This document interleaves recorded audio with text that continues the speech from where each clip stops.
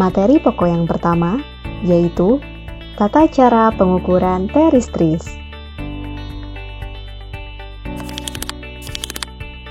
Dalam rangka mengembangkan potensi sumber daya air di wilayah sungai, dibutuhkan pembangunan sebuah bendungan. Dan sebelum melakukan pembangunan tersebut, dibutuhkan data penunjang, yaitu sebuah peta teknis maupun peta topografi yang akurat sesuai dengan kondisi sebenarnya di lapangan. Terdapat beberapa metode yang dapat digunakan dalam pengukuran topografi, di antaranya metode pemetaan fotogrametri menggunakan UAV atau drone,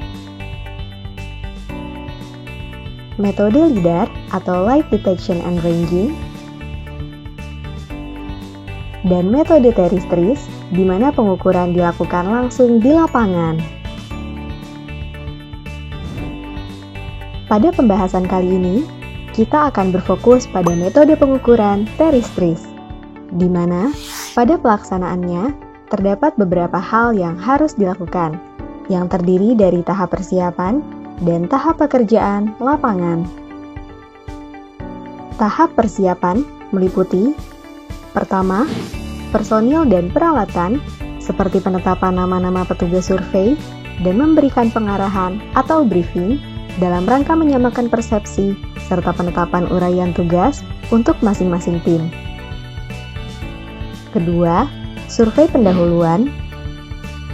Ketiga, inventarisasi data topografi. Dan keempat, rencana kerja.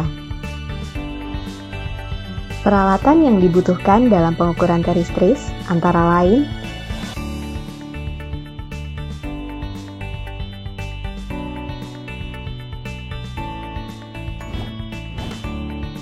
Sedangkan tahap pekerjaan lapangan meliputi: pertama, titik referensi.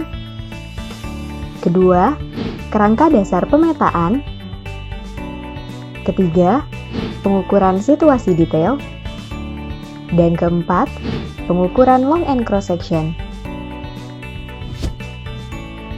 Selain itu, tahap pekerjaan lapangan juga meliputi kegiatan-kegiatan sebagai berikut. Pertama, pengukuran peta topografi yang meliputi pemetaan daerah densite dan daerah genangan dengan skala 1:500, pemetaan akses road dan bangunan fasilitas dengan skala 1:500, pemetaan borough area dengan skala 1:1000, dan pemetaan quarry site dengan skala 1:1000. Kedua, pemasangan patok beton atau benchmark pada rencana as embung, as spillway, as tunnel, dan bangunan lainnya. Dan ketiga, penggambaran peta-peta situasi dan potongan memanjang maupun melintang.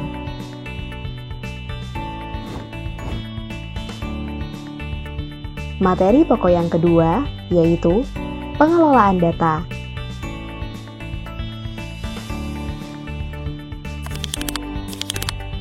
Untuk menghitung koordinat dari hasil pengukuran poligon, dapat menggunakan rumus sebagai berikut.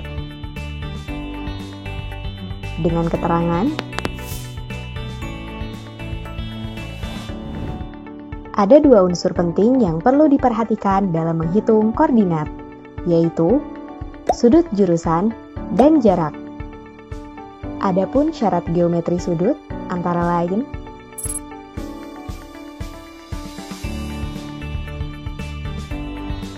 sedangkan syarat geometris absis dan ordinat terdiri dari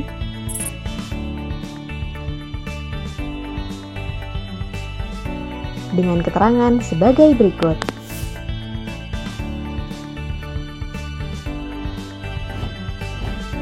Untuk menghitung ketinggian atau elevasi, dapat dilakukan dengan cara melakukan perhitungan beda tinggi antara dua titik terhadap bidang referensi. Adapun rumus-rumus yang digunakan dalam perhitungan elevasi antara lain: pertama, syarat geometris yang terdiri dari sifat datar tertutup atau kring dan sifat datar terikat sempurna.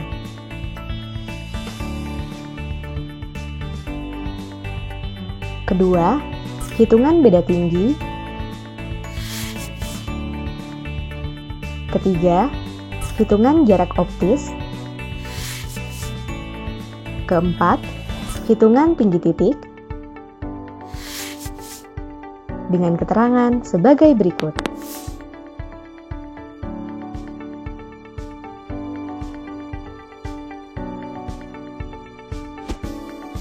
Perhitungan titik detail dengan menggunakan metode tasimetri dapat dilakukan dengan cara: pertama, menghitung jarak-jarak datar dengan rumus. Kedua, menghitung beda tinggi dengan rumus. Dan ketiga, menghitung tinggi titik dengan rumus sebagai berikut.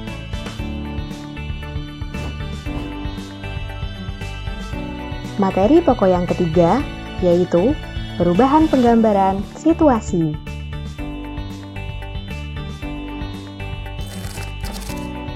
Peta situasi biasanya dibuat untuk perencanaan bendungan yang dibuat dengan skala sebagai berikut.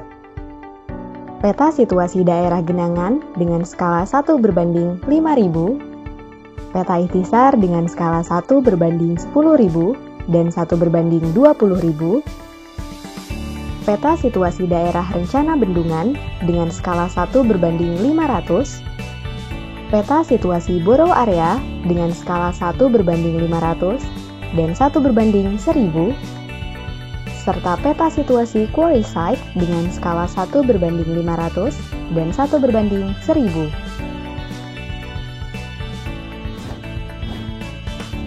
Dalam penggambaran peta, terdapat syarat-syarat yang harus diperhatikan, yaitu ukuran peta, benchmark, garis kontur dan kesesuaian legenda, gambar-gambar, titik poligon, dan nomor urut pada lembar peta. Sedangkan proses penggambaran potongan pada peta dapat dilakukan dengan cara-cara berikut. Pertama, membuat format gambar potongan. Kedua, plot semua jarak-jarak antar detail. Ketiga, cantumkan nomor patok pada gambar potongan memanjang. Keempat, plot semua elevasi detail sesuai dengan skala yang telah ditentukan. Kelima, cantumkan jarak antar patok dan jarak akumulasi, serta lengkapi dengan jarak hektometer. Keenam, spesifikasi lain yang telah disyaratkan dalam kerangka acuan kerja seperti posisi hulu di kiri dan posisi hilir di kanan, tanda as dan sebagainya dilengkapi dalam semua gambar potongan sesuai dengan standar penggambaran yang ada.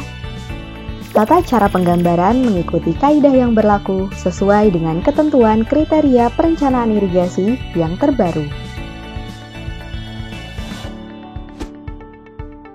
Setelah menonton tayangan ini, peserta diklat diharapkan dapat melakukan pendalaman materi secara mandiri melalui modul yang telah disediakan pada link berikut.